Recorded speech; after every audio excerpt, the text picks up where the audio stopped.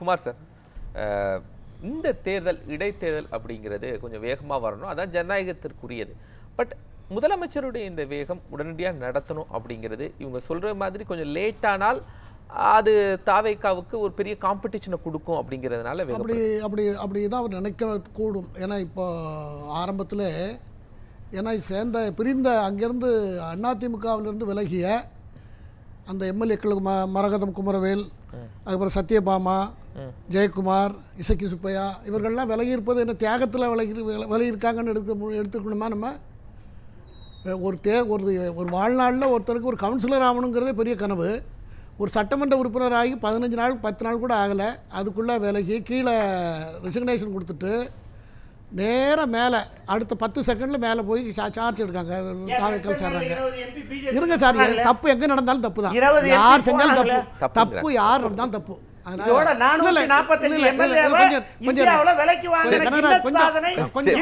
கொஞ்சம் இருங்க, இல்லை நான் இப்போதான் யார் செஞ்சாலும் தப்புன்னு சொன்ன பிறகு முடிஞ்சு போச்சு மேட்ரு.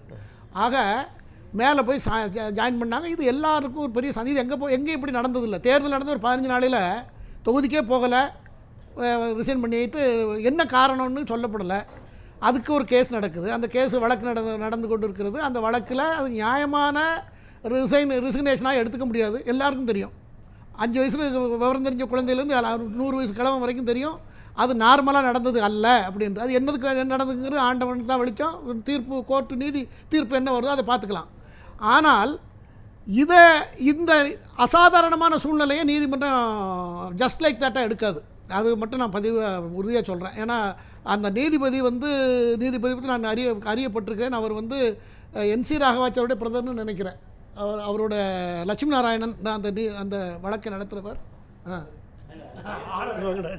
அப்படியா? சரி, ஏதோ ஒன்று, அது இருக்கட்டும், யாரோ ஒன்று, ரைட்டு. ஆக மொத்தத்தில் இது அந்த ஒரு வழக்கு நீதிமன்ற தீர்ப்பால் அந்த மறுதேர்தல் வரலாம், அல்லது ஒருத்தர் இறந்து போயிட்டாருன்னா மறுதேர்தல் வரலாம். இது வரைக்கும் நம்ம கேள்விப்பட்டிருக்கோம், நடந்திருக்கிறது.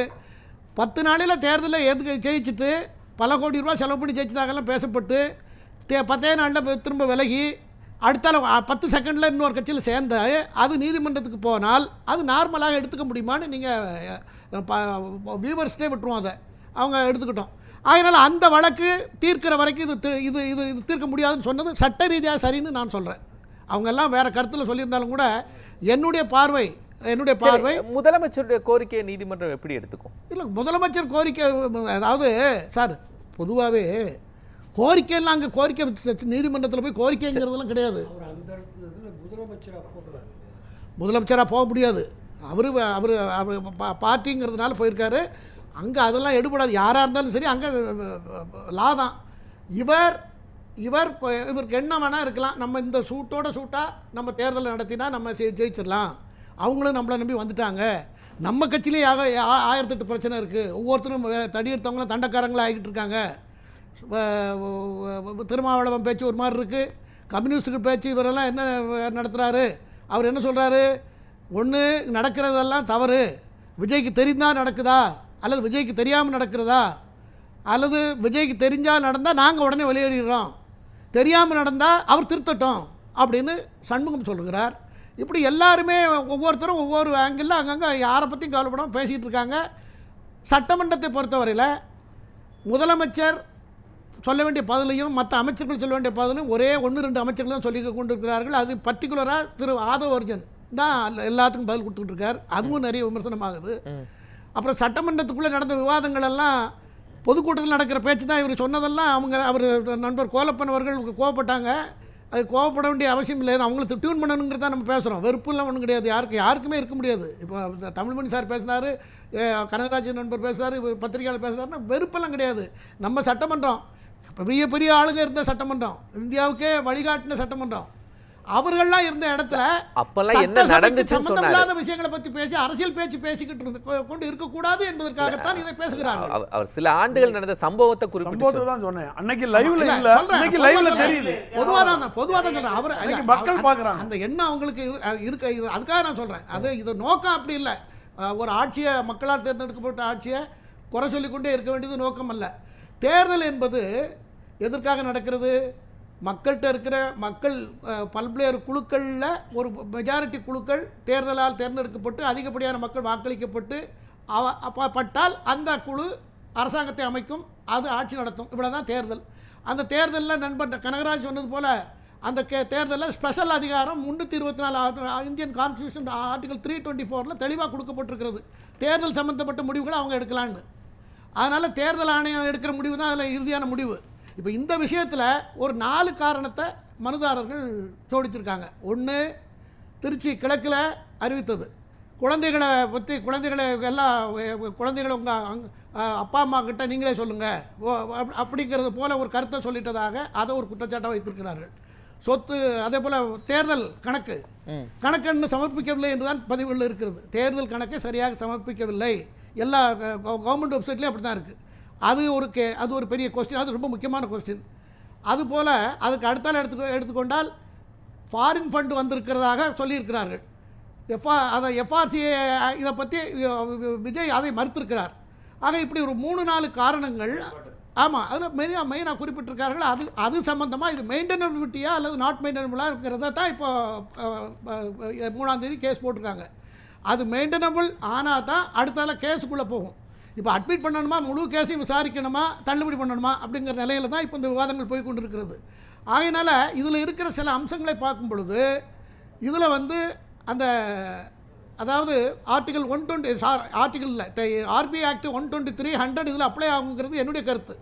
123 என்ன சொல்கிறதுன்னா, அதாவது இந்திரா காந்தி வழக்கில் கொடுத்த தீர்ப்பு, சின்கா கொடுத்தார்ல தீர்ப்பு, கவர்மெண்ட் மிஷினரியை தவறாக பயன்படுத்தப்பட்டு கவர்மெண்ட் மிஷினரி கவர்மெண்ட் அஃபீஷியல்ஸை தவறாக பயன்படுத்தியிருக்காங்க, அதற்கு ஆதாரம் இருக்கிறது, ஆகவே இந்திரா காந்தி வெற்றி செல்லாது அப்படின்னு அறிவித்தார்கள். அது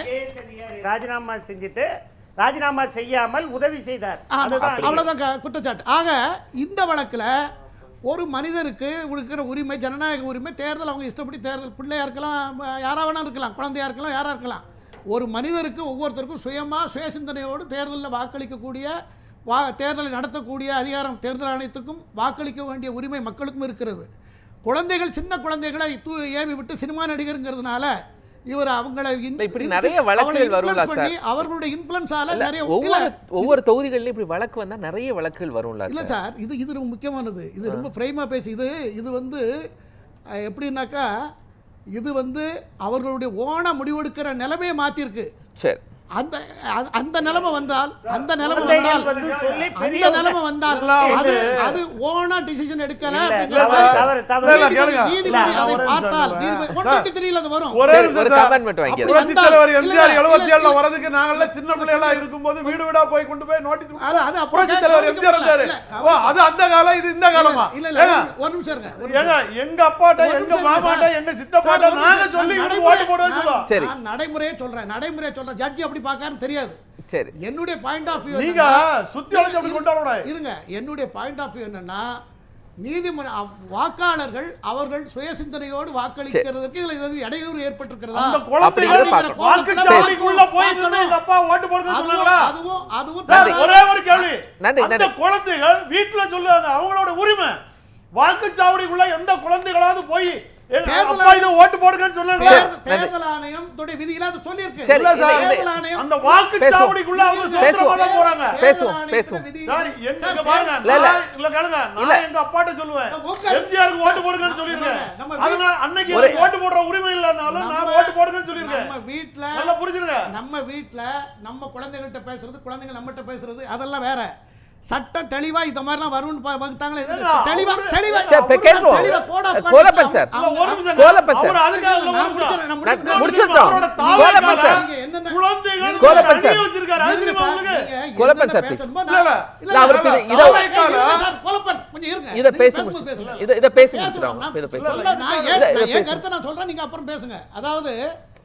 அதாவது தேர்தல் ஆணையம் விதியை அதுக்கான விதியை உருவாக்கப்பட்டிருந்தது. அந்த விதியின் அடிப்படையில் நீதிபதி அதை அந்த கோணத்தில் பார்த்தால் அது இந்திரா காந்தி கேஸுக்கு இதுக்கு பொருந்தும். ஆகையினால இந்த வழக்கை பொறுத்தவரை நீதிபதி 8ஆம் தேதிக்கு 3ஆம் தேதி வருது. இப்போ 8ஆம் தேதி வரைக்கும் அடுத்த இந்த மாதத்துக்குள்ளே வர்ற கால தாமதத்தை குறைப்பதற்காக அறிவுறுத்தியிருக்கிறார். நாளைக்கு அவர்களை எதிர் மனுதாரரை கவுண்டர் போட சொல்லியிருக்காங்க. இதெல்லாம் நடக்க போகிறது. 31ஆம் தேதிக்குள்ள அவங்கள கவுண்டர் போட சொல்லியிருக்காங்க. ஆகையினால அந்த தீர்ப்பு முடியாமல் அந்த தீர்ப்பை எடுக்கிறதுக்கு வாய்ப்பு இல்லை. பிரைமா பேசியே கிடையாது. ஏன்னா அந்த வழக்கு நார்மலாக நடந்ததில்லை. நார்மலான அந்த 5 இடைத்தேர்தலில் நார்மலாக நடக்கக்கூடிய சூழலில் நடக்கலை. 4 பேர் அநியாயமாக விலகி மக்கள் வாக்களித்து அதுக்கப்புறம் சேர்ந்துருக்காங்க. அதனால் அது அந்த பிரச்சனை சால்வ் ஆனால் தான் தேர்தல் நடத்துறது நியாயமாக இருக்கும் என்பதுதான் நடக்கும். என்ன கனகராஜ்? அதாவது 60 எம்எல்ஏ வெஸ்ட் பெங்கால் பிஜேபியில் ஜாயின் பண்ணிருக்காங்க. அதை என்ன சொல்ல போறாங்க? அதுக்கு என்ன சொல்ல போறாரு? இல்ல தாவேக்கால குழந்தைகள் ஏதோ ஒரு அணியை வச்சிருக்காரு. அது வச்சிருக்கிறாரு. இன்னொன்னு அப்படி பார்க்க போனா எந்த சினிமா நடிகரும் 18 வயசுக்கு மேலதான் ரசிகர் மன்றமே வைக்கணும்னு சொல்லி சட்டத்தை கொண்டு வாங்க. நன்றி நன்றி. அதாவது திருச்சியில் வழக்கு போட்டிருக்கிறது இனிகோ இருதயராஜ், அதுபோல் இங்கே ஆர்டி சேகர் 2 பேர் போட்டிருக்காங்க. 2 சைடில் உள்ள லாயர்ஸை பார்த்தீங்கன்னா மாசிலாமணி மாசிலாமணி அவர் சீனியர் அட்வொகேட், அடிஷனல் சொலிசிட்டர் ஜெனரலாக பதவி வகித்திருக்கிறார். மிகுந்த அனுபவசாலி, அடிஷனல் சொலிசிட்டர் ஜெனரலாக. அவர் கூட ஸ்ரீநாத் நம்ம ஸ்ரீதேவனுடைய சன் ஸ்ரீநாத் அவரும் நல்ல அனுபவமான அவர் கோல்டு மெடலிஸ்ட் லாவில் வாங்கியிருக்கார். அவரும் நல்ல வழக்கறிஞர். அதுபோல் அந்த பக்கத்தில் எடுத்துக்கிட்டிங்கன்னா இவங்க சைடில் மனுதாரர் சைடில் நம்முடைய வில்சன் அவரும் நல்ல வழக்கறிஞர். ஆக அது ஒன்று. நீதிபதியை பொறுத்தவரையில் அவங்களுடைய பார்வையை பொறுத்தவரையில் இதில் 4 வகையான அம்சங்கள் இதில் உள்ளடக்கமாக இருக்கிறது. Section 81 election petition maintainability, section 83 material facts and particulars, section 100 ground for declaration election avoid, section 123 corrupt ப்ராக்டிசஸும் 100 இதுக்குள்ள என்னுடைய பார்வை. அதாவது மக்களுடைய நேரடி எண்ணத்துக்கு இடையூறு பண்ணி குறுக்கு வழியில் அவங்கள வாக்களிக்க வைத்து விட்டார்கள் அப்படிங்கிற குற்றச்சாட்டுக்குள்ள நீதிபதி தான் அதை ஃப்ரேம் பண்ண போகிறாரா என்னன்னு தெரியாது. அதனால் அந்த வழக்கு சீரியஸான வழக்கு. அது முடிந்த பிறகு தான் தேர்தல் நடக்குங்கிறத உறுதியாக சொல்லியிருக்காங்க. அதனால் இந்த வழக்கை ஸ்பீடு படுத்துகிறாங்க. நன்றி குமார்.